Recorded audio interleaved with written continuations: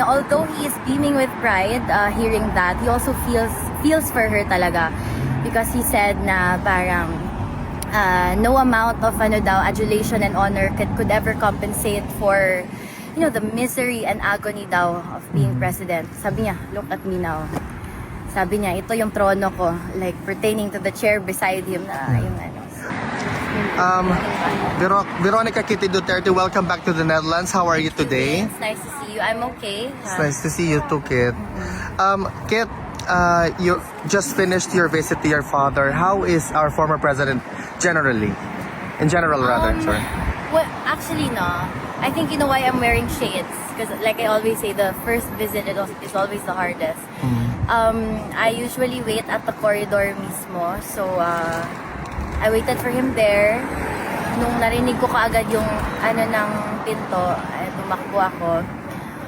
He was okay, but at first I noticed that he had drier lips and skin than usual.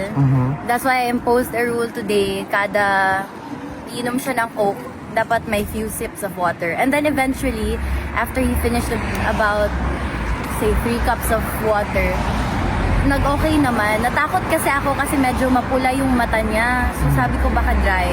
And he just needs hydration.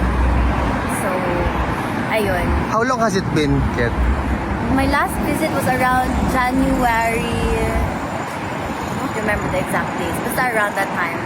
But was your father very excited to see you and welcome you as well? Yes, of course. Actually, may kasalanan ako ulit na late ako. Well, to be fair, I just arrived this morning, which makes it very hectic for me. May jet lag pa ako.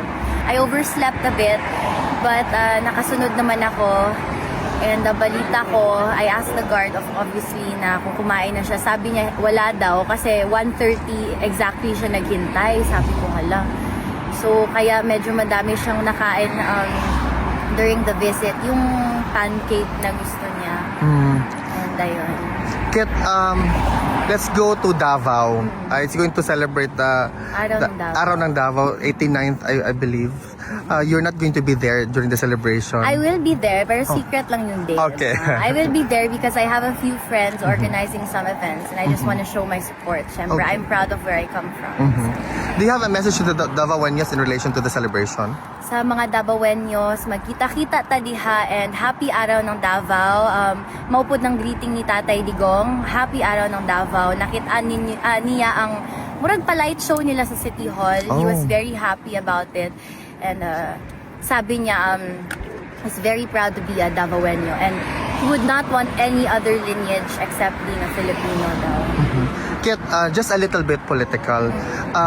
Were you able to follow the confirmation of charges hearing? Actually, no. I'll be honest, hindi namin kaya manood.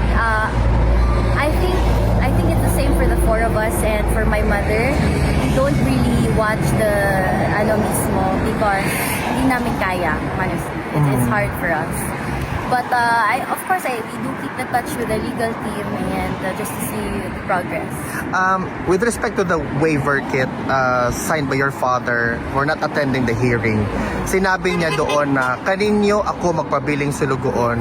What do you have to say to that point of view of your father, even though he's already been incarcerated for almost a year now, but he remains faithful? Always the same. Always the same. Ana gyud siya.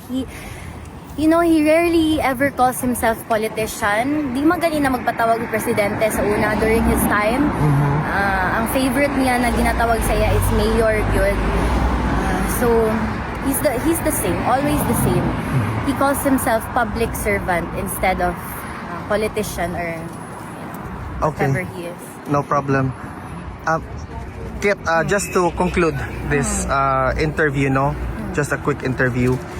Do you have a message to those individuals who still continue attacking your family up until now? May it be through different means or platform? I do not because first of all, I don't give attention, time, and effort to the ones who aren't worth it.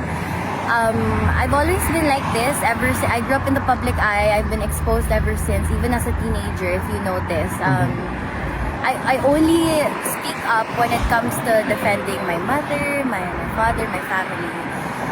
But at this point, it's there. VP Sara just announced that she's running for president this 2028. And in fact, ayun, napag-usapan namin ni PRRD. May sinabi siya, sabi niya, although he is beaming with pride hearing that, he also feels for her talaga. Because he said na parang no amount of adulation and honor could ever compensate for the misery and agony daw of being president. Sabi niya, look at me now. Sabi niya, ito yung trono ko, like pertaining to the chair beside him na yung ano. But just a quick follow-up on that. What's your reaction to your sister, Vice President Sara Duterte, when she announced to run for presidency? All of us are very proud. We talked about that. But also, there's this fear inkling for her, of course. She has children who are bata pa. And, that makes all of us a target. But, alam namin kaya niya. Siya pa ba? Diba? Alam niyo yung ugali ni VP Sara. Mas matapang pa yun sa tatay namin. Tsaka, fighter talaga. Our papa raised us to be that way, all of us. Any message to the Filipino people who still, up until now, we're almost reaching 1 year, message to them with respect to their unwavering love and support to your father? So, para sa tanan, no, to every Filipino, maraming salamat sa inyo.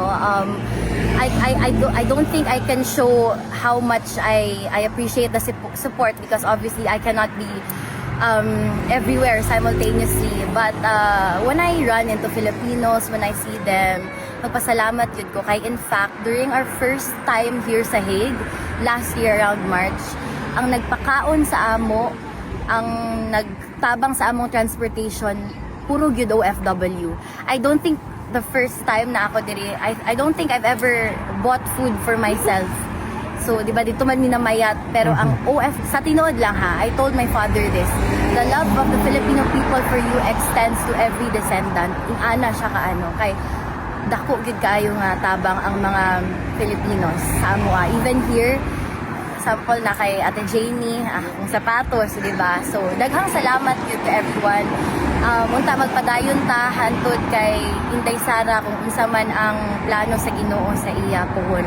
Daghang salamat sa inyo and we are here right with you. Kitty, on behalf of the Filipino community in The Hague, welcome back to the Netherlands. Mabuhay ka. Thank you, Vin. Thank you, everyone.